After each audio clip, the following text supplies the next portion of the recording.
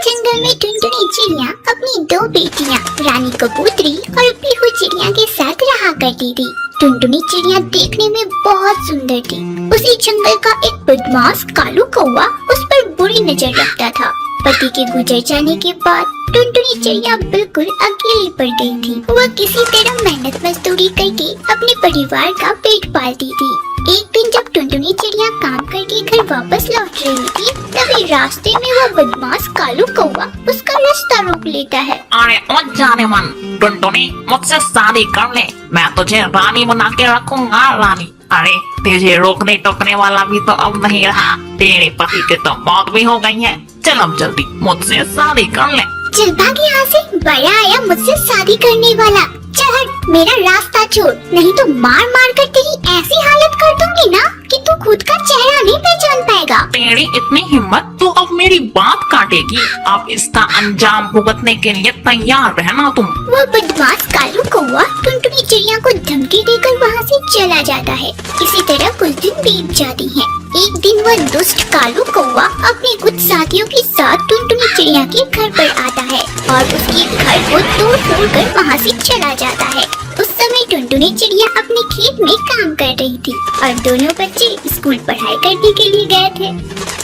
कुछ देर बाद स्कूल की छुट्टी हो जाती है और दोनों बच्चे वापस घर आ जाते हैं। जब वे अपने घर को टूटी फूटी हालत में देखते हैं तो जोर जोर से रोने लग जाते हैं। अरे रानी देखना, हमारे घर को पता नहीं किसने तोड़ दिया। हाँ दीदी, पता नहीं किसने तोड़ा है। चलो जल्दी से माँ के पास जाते हैं और उन्हें बताते हैं। बच्चे अपनी माँ के पास जाने की सोच ही रहे थे कि तभी वहाँ टुनटुनी चिड़िया आ जाती है। क्या बात है बच्चों, तुम दोनों घर के बाहर खड़ी होकर क्यों रो रही हो?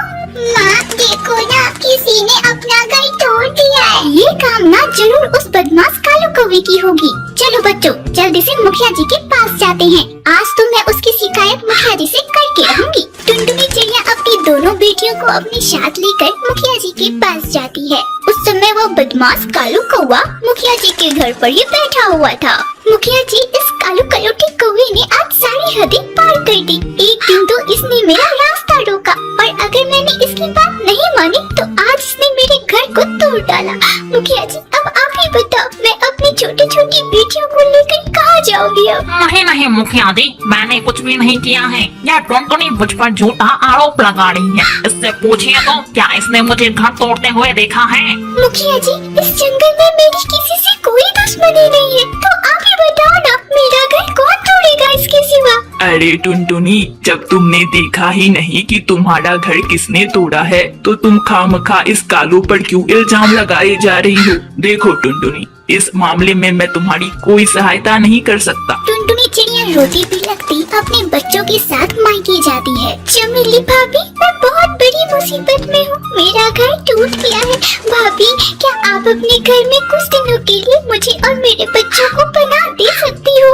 क्यों टुनटुनी, क्या हुआ तुम्हारे घर को? कैसे टूट गया तुम्हारा घर? मुझे नहीं पता भाभी, मैं तो काम पर गई थी। भाभी बस कुछ दिनों की ही तो बात है, मुझे कुछ दिनों के लिए अपने घर में आसरा दे दो ना। अरे टुनटुनी, तुम्हें तो पता ही है ना कि मेरा घर कितना छोटा है। मेरे बच्चे भी तो रहते हैं इस घर में, हम तुम लोग को नहीं रख सकते। टुनटुनी, महंगाई बहुत है, तुम ऐसा करो कहीं और अपना ठिकाना ढूंढ लो। कोई बात नहीं है चमेली भाभी, मैं अपने बच्चों को लेकर जा रही हूँ। टुनटुनी चिड़िया अपने मासूम से छोटे छोटे बच्चों को अपने साथ लेकर जंगल जंगल भटकने लगती है और उसे कहीं भी रहने का ठिकाना नहीं मिलता।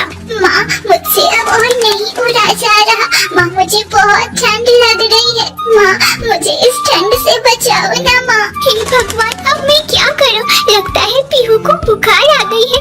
पीहू बिटिया, चल उस ऊंची डाली पर थोड़ी देर आराम कर ले, मैं तुझे थोड़ा गर्माहट दे देती हूँ। टुनटुनी चिड़िया अपनी दोनों बेटियों को अपने साथ लेकर पेड़ की ऊंची डाली पर बैठ जाती है और पीहू चिड़िया को अपने पंखों से जकड़ लेती है, जिससे उसे कुछ गर्माहट मिलती है। अरे माँ, वो देखो, जंगल की सीमा पर एक ट्रेन खाली पड़ी हुई है और वहाँ कई पक्षी अपना घोंसला बना कर रह रहे हैं। माँ चलो ना, हम भी वहीं अपना घोंसला बना के रहते हैं।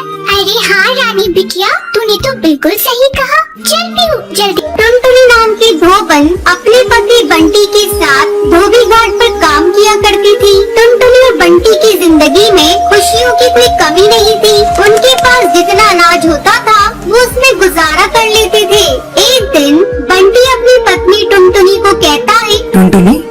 तुम मेरी जिंदगी में आई हो, मुझे ऐसा लगता है मेरे सारे दुख और दर्द कहीं चले गए हैं। हाँ जी, ये तो आपका बड़प्पन है। मैं तो आपसे शादी करके बहुत सुखी हूँ। बस मेरी जिंदगी में एक ही कमी लगती है, काश वो भी हो जाए। इतना ही कहकर टुनटुनी चुप हो जाती है। टुनटुनी, मुझे पता है तुम किस बारे में बात कर रही हो, लेकिन नसीब के आगे किसका चला है। भगवान जो चाहता है वही होता है।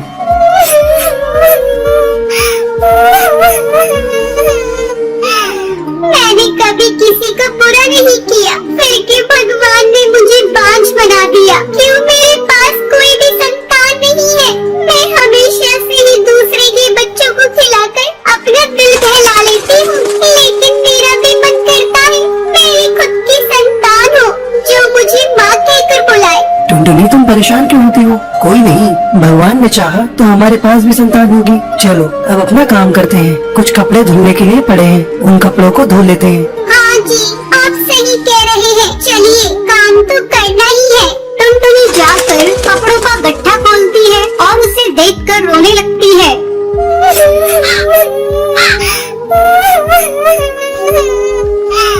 क्या हुआ टुनटुनी, तुम रो क्यों रही हो? अजी इधर आइए, ये देखो कितने सुंदर सुंदर बच्चों के कपड़े हैं। वो बच्चा कितना सुंदर होगा जो इनको पहनता होगा। मेरे घर में भी अगर कोई बच्चा होता तो मैं भी उसको ऐसे ही सुंदर सुंदर कपड़े पहनाती। उन कपड़ों को देख टुनटुनी के आँख के आंसू मानो रुकने का नाम ही नहीं ले रहे थे। टुनटुनी, तुम अपना दिल छोटा मत करो। भगवान जो भी करता है अच्छे के लिए करता है। अब जो उसने सोचा है वही होगा। चलो कपड़े धोते हैं। फिर वो दोनों कपड़े धोकर सुखा देते हैं और शाम को घर आ जाते हैं। फिर अगली सुबह दोनों घाट पर जाते हैं, जहाँ उन्हें बच्चे के रोने की आवाज आती है। बंटी, ये आवाज कहाँ से आ रही है? मुझे लगता है उधर जो कपड़े पड़े हैं उनमें से आ रही है। चलो वहाँ पर चलकर देखते हैं। टुनटुनी बंटी वहाँ पर जाते हैं। फिर जहाँ से उन्हें बच्चे की रोने की आवाज आ रही थी, वहाँ कपड़ों का एक गट्ठा रखा था। फिर टुनटुनी थोड़े कपड़े हटाकर देखती है। अजी ये देखिए, इन कपड़ों में तो कोई बच्चा लिपटा हुआ पड़ा है। टुनटुनी बच्चे को देखती है, वो एक बहुत ही प्यारी चिड़िया थी। अजी ये कितनी सुंदर चिड़िया है। कौन इतनी प्यारी चिड़िया को यहाँ पर छोड़ गया है? पता नहीं कैसे कैसे पक्षी है। कोई बच्चे को तरसता है तो कोई बच्चे को छोड़कर चला जाता है। खैर जो भी हो, अब से ये बच्ची हमारी है। हो सकता है भगवान ने तुम्हारी सुन ली हो और ये बच्चा तुम्हें दे दिया हो। फिर बंटी जैसे ही बच्चे के नीचे पड़े कपड़ों को उठाता है तो वो देखता है उसके नीचे बहुत सारे पैसे पड़े थे। अजी ये इतने सारे पैसे इस बच्ची के साथ कौन छोड़ गया? शायद जिसने इस बच्ची को छोड़ा है उसने ही इसकी परवरिश के लिए पैसे छोड़े हैं। पर कोई ऐसा क्यों करेगा? मेरी तो समझ में नहीं आ रहा है कि कोई ऐसा क्यों करेगा। लेकिन कोई ऐसा करके गया है। चलो ये पैसे इस बच्ची के लिए ही है, तो बच्ची के काम ही आने चाहिए। टुनटुनी और बंटी बच्ची को घर ले जाते हैं और बच्ची को अच्छे अच्छे खिलौने लाकर देते हैं और बहुत अच्छा खाना भी खिलाते हैं। बच्ची भी अब धीरे धीरे बड़ी होने लगती है। एक दिन टुनटुनी बंटी से बोलती है, अजी अब हमारी बच्ची बड़ी होने लगी है, हमें इसको अच्छे से स्कूल में पढ़ाना चाहिए क्योंकि बहुत ही चतुर है और कितनी सुंदर लगने लगी है। टुनटुनी, चाहता तो मैं भी यही हूँ, इसको अच्छे से अच्छे स्कूल में पढ़ाना। लेकिन तुझे तो पता ही है हमारी इतनी कमाई नहीं होती कि अपनी बेटी को अच्छे से स्कूल में पढ़ने के लिए भेज दे। लेकिन कुछ भी हो, मैं अपनी गुड़िया को उस स्कूल में जरूर पढ़ने भेजूंगा और एक अच्छी चिड़िया बनाऊंगा। बंटी ये सोचकर अपने धोबी घाट की तरफ चलता है तो वो देखता है उसके धोने वाले कपड़ों के बीच में कुछ पैसों की गड्डी पड़ी थी। फिर वो सोचता है, आखिर ये सब कौन कर रहा है? इसका मतलब कोई तो जानता है कि उसकी बच्ची हमारे पास है और वो उसके बदले हमें पैसे देकर चला जाता है। फिर बंटी पैसे उठा लेता है और बच्ची को अच्छे से स्कूल में पढ़ने भेज देता है। एक दिन बंटी टुनटुनी से कहता है, टुनटुनी, पता नहीं जब भी हम पैसों की बातें करते हैं या उसकी जरूरत होती है तो कोई हमारे कपड़ों में पैसे छोड़कर चला जाता है। लेकिन ये सब कर कौन रहा है? हमको उसका पता लगाना पड़ेगा। अजी आप सही बोल रहे हैं, इसके लिए हमें कुछ न कुछ तो करना ही पड़ेगा। मैं एक प्लान बताती हूँ। फिर टुनटुनी बंटी को कुछ समझाती है। अगले दिन बंटी कबूतर धोबी घाट पर रोने लगता है। आसपास के पंछी उससे पूछते हैं, अरे अरे क्या हुआ बंटी, रो क्यों रहे हो? क्या बताऊं भाई, मेरी बेटी ने आज कुछ खिलौनों की मांग करी है और मेरे पास बिल्कुल भी पैसे नहीं है। मैं नहीं चाहता कि मेरी बेटी का दिल दुखे, इसलिए मैं उसे खिलौने दिलाना चाहता हूँ, लेकिन मेरे पास पैसे नहीं है। अरे कोई बात नहीं बंटी, तो तेरे पास थोड़ा बहुत पैसा है, उसी से अपनी बेटी को खिलौने दिला दे। वो छोटी है, ऐसे ही खुश हो जाएगी। इतना कहकर सब पंछी वहाँ से चले जाते हैं। फिर रात होने पर टुनटुनी और बंटी देखते हैं एक पक्षी उनके कपड़ों के पास कुछ रखकर जा रहा है। टुनटुनी और बंटी उसे पकड़ लेते हैं। अरे भाई भाई, अरे तुम कौन हो और क्यों हमें हमेशा ऐसे ही पैसे देकर चले जाते हो? अगर तुमको बच्चा पालना ही था तो तुम खुद क्यों नहीं पाल लेते? ये सुनकर कालू कौवा रोने लगता है और रोते रोते बोलता है, मैं और मेरी पत्नी बहुत अच्छे से रहते थे। मैं उसको बहुत प्यार करता था, लेकिन ये बात मेरे घर वालों को अच्छी नहीं लगती थी, तो उन्होंने हमें घर से निकाल दिया। जैसे ही मेरी बेटी का जन्म हुआ तो उसकी माँ इस दुनिया को छोड़कर चली गई। कुछ दिन तो मैंने अपनी बच्ची की परवरिश की, लेकिन ये मुझसे नहीं हो पा रहा था। ये आपकी बच्ची है, फिर आपने अपनी बच्ची को हमें क्यों दिया? मैंने एक दिन यहाँ टुनटुनी बच्ची के लिए तड़पते हुए रोते हुए देखा। फिर मैंने सोचा कि आपको संतान की जरूरत है, इसलिए चुपके से बच्ची को यहाँ छोड़ गया। और जैसा मैंने सोचा था बिल्कुल वैसा ही हुआ। मैं जरूरत पड़ने पर पैसे देकर जाता हूँ, जिससे मेरी बच्ची की परवरिश में कोई कमी न आए। मैं आप लोगों से हाथ जोड़कर बोलता हूँ कि मेरी बच्ची को कभी भी ये मत बताना कि मैं उसका पिता हूँ, वरना वो मुझसे नफरत करने लगेगी।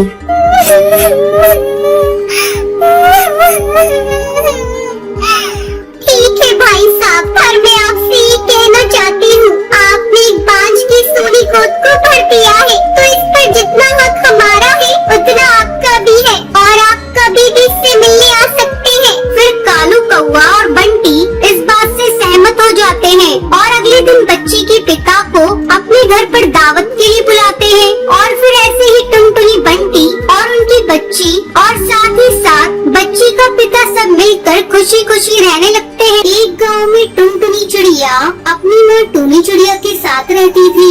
टुनटुनी का पिता कालू कौवा एक बस ड्राइवर था। टुनटुनी जब भी अपने पिता को लकड़ी की बस चलाते हुए देखती तो उससे कहती, पिताजी मैं भी लकड़ी की बस चलाना सीखना चाहती हूँ, क्योंकि बड़ी होकर मैं भी आपकी तरह लकड़ी बस ड्राइवर बनना चाहती हूँ।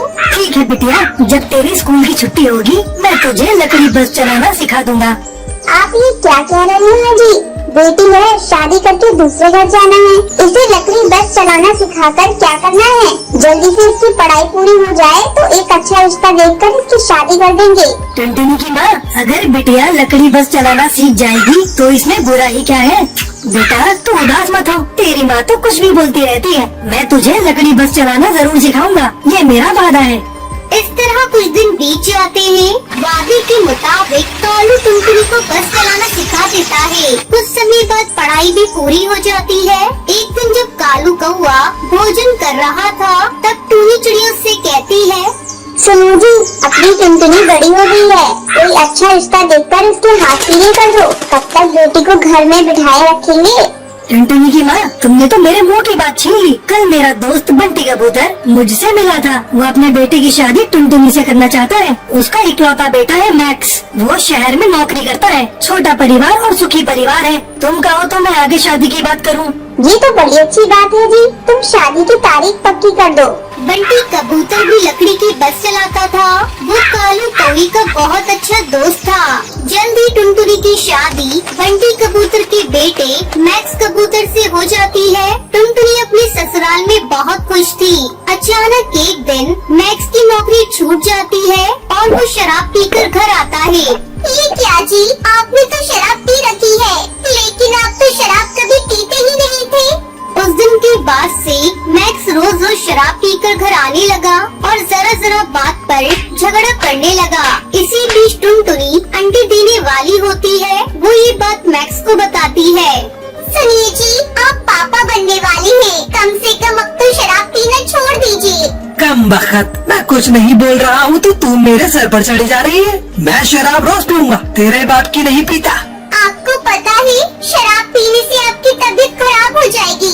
अगर आपको कुछ हो गया तो मेरा और मेरे आने वाले बच्चे का क्या होगा?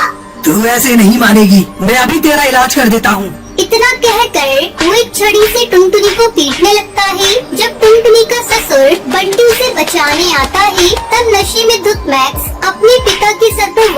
देता है।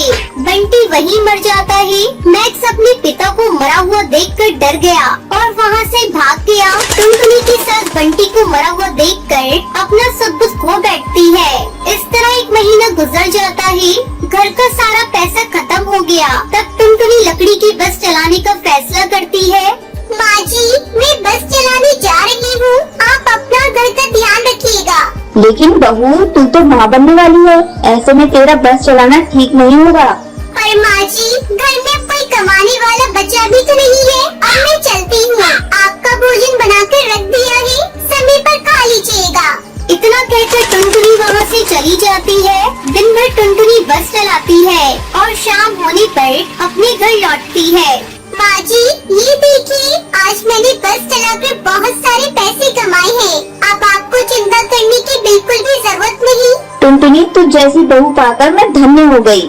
कुछ दिनों बाद मैक्स कबूतर घर लौट आता है और अपने किए की माफी मांगने लगता है, लेकिन टुनटुनी चिड़िया उसे माफ नहीं करती और उसे वहाँ से भगा देती है। मैक्स, मैं अपने बच्चे पर तुम्हारा साया भी पड़ने देना नहीं चाहती। इस तरह दोनों सास बहू खुशी खुशी। कहानी है सीतापुर गांव की एक छोटे से जंगल में रहने वाली टुनटुनी चिड़िया की, जो अपनी माँ के साथ उसी जंगल में एक आम के पेड़ पर रहती थी। टुनटुनी चंचल थी, लेकिन वो चीजों को जल्दी समझ नहीं पाती थी। टुनटुनी की माँ गरीब थी और वो बहुत मुश्किल से अपना टुनटुनी का खर्चा उठाती थी। टुनटुनी की माँ मेहंदी बेचने का काम करती थी। टुनटुनी की माँ का नाम टूनी था। एक दिन जब टुनटुनी अपनी सहेलियों के साथ खेल रही थी, तब एक सहेली पिंकी चिड़िया ने टुनटुनी से कहा, सुन टुनटुनी, हम सब मेहंदी सीखने जाएंगे, तू भी चल हमारे साथ। नहीं, मैं नहीं जा सकती। क्यों नहीं जा सकती तू? क्योंकि मेरी माँ के पास इतने पैसे नहीं है। ये कहते हुए टुनटुनी चिड़िया की आंखें भर आई थी। तभी दूसरी सहेली ने टुनटुनी से कहा, टुनटुनी, तू नहीं जा सकती तो कोई बात नहीं। अगले दिन टुनटुनी की सारी सहेलियां मेहंदी सीखने के लिए चली गयी। जब टुनटुनी की माँ अपने घोंसले में पहुँची तो उसने जो देखा वो देखकर उसे बहुत दुख हुआ। टूनी चिड़िया टुनटुनी को रोता देखकर घबरा जाती है और उससे पूछती है, क्या हुआ टुनटुनी? पहले टुनटुनी कुछ नहीं कहती, फिर माँ के बहुत पूछने पर वो अपनी सहेलियों के साथ हुई बात के बारे में बताती है। टुनटुनी अपनी माँ से कहती है, माँ, हम इतने गरीब क्यों हैं?